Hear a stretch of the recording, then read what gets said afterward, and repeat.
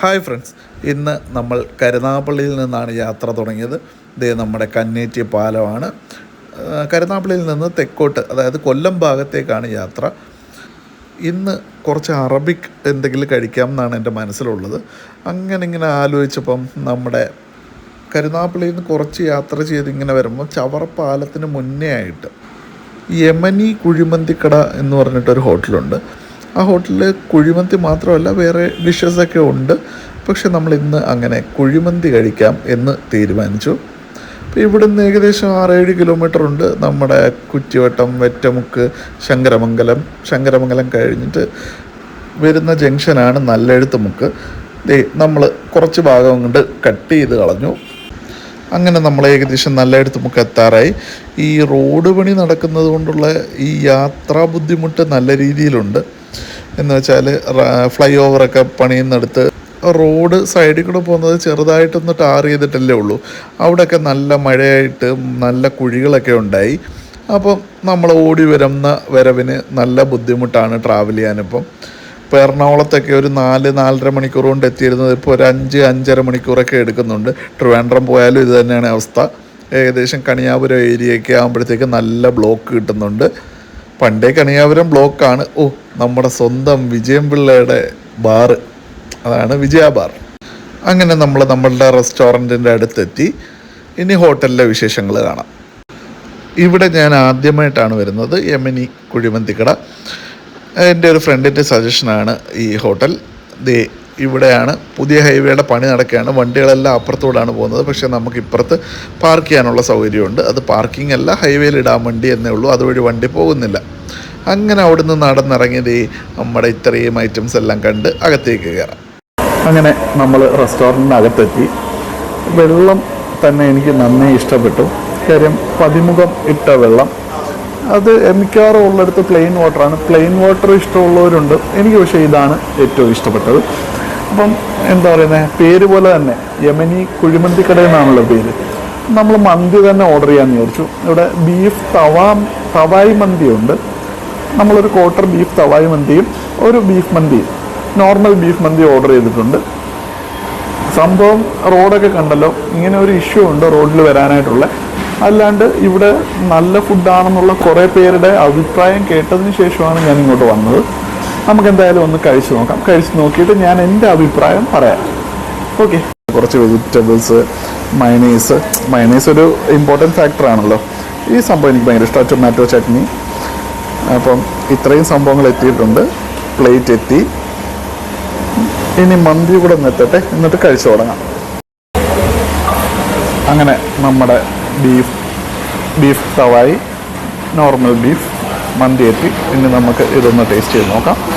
അങ്ങനെ അധികം സമയം എടുത്തില്ല. ഒരു 10 മിനിറ്റ് വെയിറ്റ് ചെയ്തപ്പോൾ തന്നെ മന്തിയും എത്തി.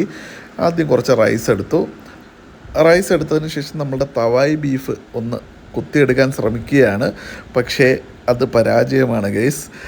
അങ്ങനെ ഞാൻ കൈകൊണ്ട് തന്നെ എടുത്ത് എൻ്റെ പ്ലേറ്റിലേക്ക് വെച്ചു.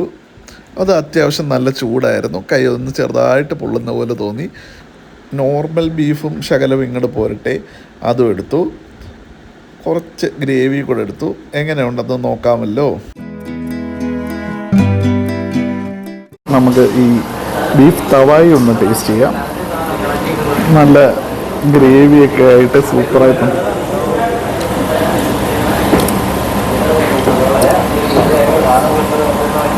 അത്യാവശ്യം സ്പൈസിയാണ് കേട്ടോ.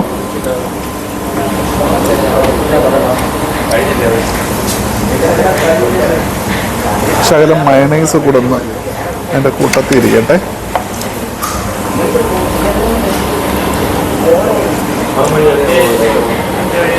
മയണൈസ് കൊള്ളാം കേട്ടോ. ഇനി നമുക്ക് നമ്മുടെ നോർമൽ ബീഫ്. പക്ഷേ ബീഫ് നല്ല ഫ്രഷാണ്. ശകലം മയണൈസ് കൂടെ കൂട്ടിയൊരു പിടി പിടിക്കാം.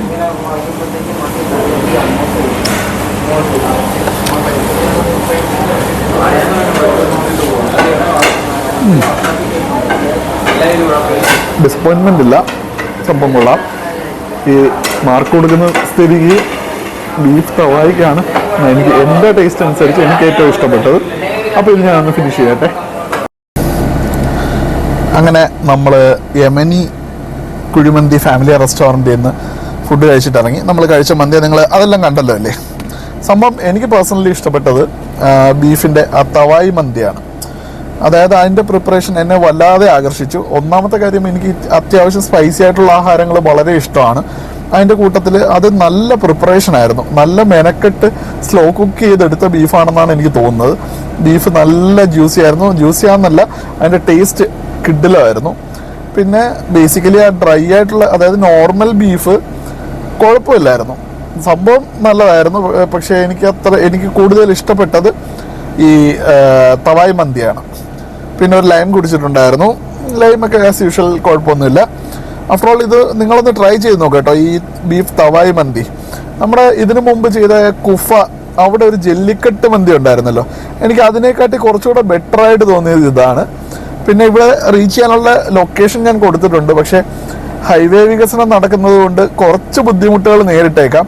അപ്പം ഹൈവേ വികസനം കംപ്ലീറ്റ് ആവുന്നതിന് മുമ്പ് തന്നെ ഇതുവഴി യാത്ര ചെയ്യുന്നവർ, അതായത് ഈ സമയത്ത് വൈകിട്ട് സമയത്ത് NH കരുനാഗപ്പള്ളി കഴിഞ്ഞ് ഇങ്ങോട്ട് വരുമ്പം നമ്മളെ ചവറയ്ക്ക് തൊട്ട് മുമ്പാണിത്. ശങ്കരമംഗലം കഴിയുമ്പം നല്ലെഴുത്ത് മുക്കിൽ ലെഫ്റ്റ് സൈഡിൽ, അപ്പോൾ അതോട്ട് തെക്കെന്ന് വരുമ്പം റൈറ്റ് സൈഡിൽ. നിങ്ങൾ എന്തായാലും ഒന്ന് ട്രൈ ചെയ്ത് നോക്കൂ. അഭിപ്രായങ്ങൾ ഞാൻ പ്രതീക്ഷിക്കുന്നു. നിങ്ങളുടെ അഭിപ്രായങ്ങളാണ് എനിക്ക് ഏറ്റവും ഇഷ്ടം. അതുകൊണ്ട് ഇനി അടുത്തൊരു വീഡിയോയുമായി വരുന്നിടം വരെ bye, love you, take care guys.